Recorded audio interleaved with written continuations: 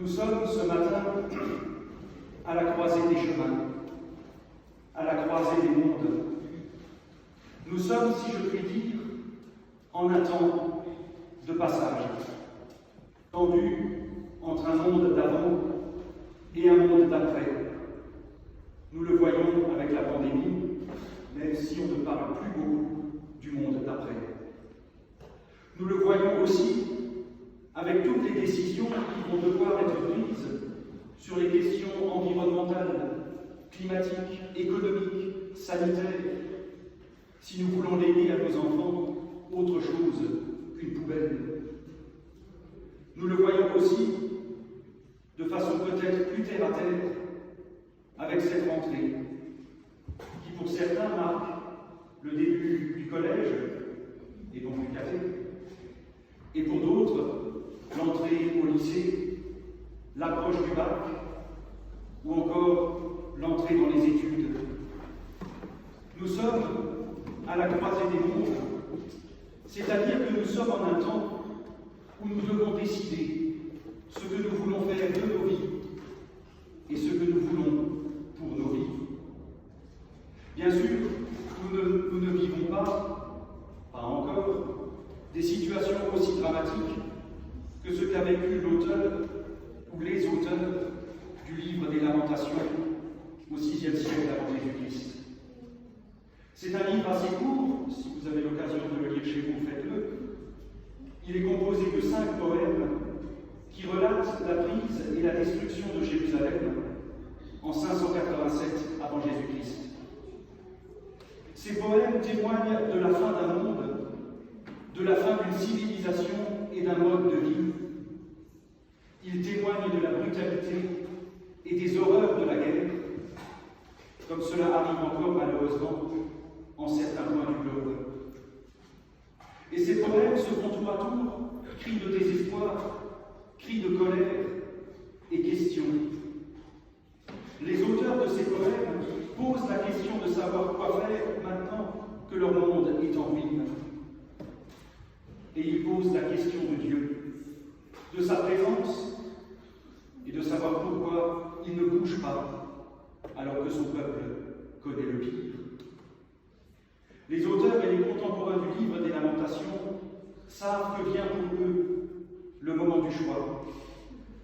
Mais ils font preuve d'une foi suffisamment solide pour dire « Voilà la situation ». Et ça ne sert à rien de jeter la pierre à la droite, à la gauche et au bon Dieu, pour citer une chanson de Daniel Guichard. Ils savent que, à partir des ruines, ils peuvent essayer de discerner ce qui peut être reconstruit. Et peut-être faut-il chercher là le sens de ces paroles. Les bontés du Seigneur, c'est qu'elles ne sont pas finies. Ses tendresses ne sont pas achevées. Elles sont neuves tous les matins. Voilà une espérance qui se lève comme une prise de conscience. Parce que l'espérance n'est pas l'attente passive de lendemain qui chante ou du soleil après la pluie.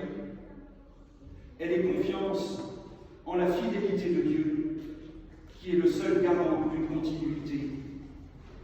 D'où vient qu'en ce temps de catastrophe, celui qui se lamente peut dire que les bontés du Seigneur ne sont pas finies, sinon à partir d'une expérience passée qui revient à la surface. Il y a un lien entre la mémoire et l'espérance. Celui qui ne se souvient pas ne peut pas espérer. L'espérance vient d'un acte de mémoire qui porte un regard vers l'ailleurs et en retour regarde toute chose à partir de cet ailleurs. L'auteur de notre texte ne dit pas et ne sait pas sous quelle forme et dans quelles conditions se manifestera la fidélité de Dieu. Il n'imagine pas l'avenir comme un retour au passé, ni autrement. Mais il sait que le salut vient de ce Dieu, plein de tendresse et de compassion. L'auteur témoigne d'une foi qui s'enracine dans l'idée que Dieu est juste et que sa justice n'accepte pas l'écrasement d'un peuple par un autre, ni d'un homme par un autre.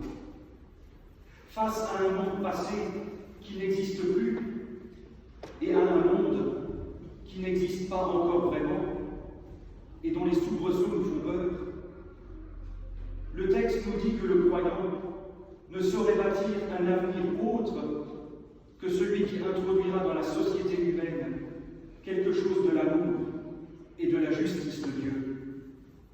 Si nous n'avons pas le modèle du monde à venir, nous savons qu'il ne peut vivre sans l'intervention attentionnée du Seigneur, mais une intervention qui devra être portée par des femmes et des hommes de conviction qui ne se résignent pas au « c'est comme ça » et qui n'attendent pas passivement le lever du jour. Nous sommes ce matin à la croisée des mondes, tendus entre ce qui n'est plus et ce qui adviendra et ce que nous devons construire. Nous sommes tendus entre nos aspirations, nos idéaux et parfois la bêtise et la méchanceté des autres. Comme en témoigne encore cette semaine, vous l'avez peut-être vu ou lu, cette espèce de harcèlement généralisé sur les réseaux sociaux, frappant les enfants nés en 2010, uniquement parce qu'ils sont nés en 2010. Alors j'espère que vous n'y serez pas confrontés. Aussi, à cette croisée des mondes, nous sommes interpellés par ces paroles. Les bontés du Seigneur, c'est qu'elles ne sont pas finies. Ces tendresses ne sont pas achevées. Elles sont neuves tous les matins. C'est un appel qui nous est adressé à nous lever le matin, même si parfois on aimerait un peu traîner au lit. Mais nous sommes appelés par ces paroles à vivre chaque jour comme un commencement, comme une promesse, comme une occasion de découvrir quelque chose. Vivre chaque jour comme une nouvelle naissance et une occasion de devenir quelqu'un de nouveau. C'est une façon pour nous de sortir de la dynamique de la peur et de la dynamique de la plainte. Une façon de nous dire que nous pouvons découvrir ce qui nous pèse et que dans la foi, nous pouvons comprendre que nous ne sommes pas seuls et que nous pouvons regarder plus loin que les apparences. Alors, portés par cette parole, les bontés du Seigneur, c'est qu'elles ne sont pas finies, ces tendresses ne sont pas achevées, elles sont neuves tous les matins. À toutes et à tous, une rentrée bénie. Amen.